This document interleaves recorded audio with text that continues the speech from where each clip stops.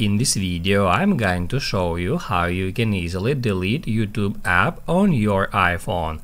Be sure to watch the video to the very end so you don't make any mistakes, and of course do not forget to like this video and subscribe to my channel. Thanks guys.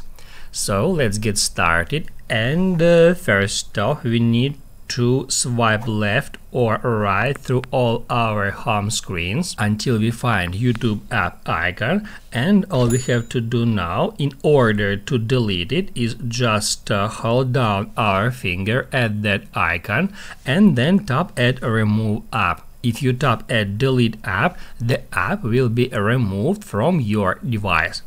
However, if you can't find YouTube Studio app on your home screens, you can use search. To do that, just swipe down somewhere at any of your home screens and then search for YouTube in that way.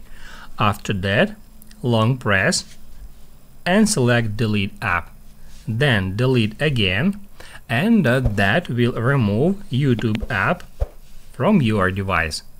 That's how you can easily delete YouTube app.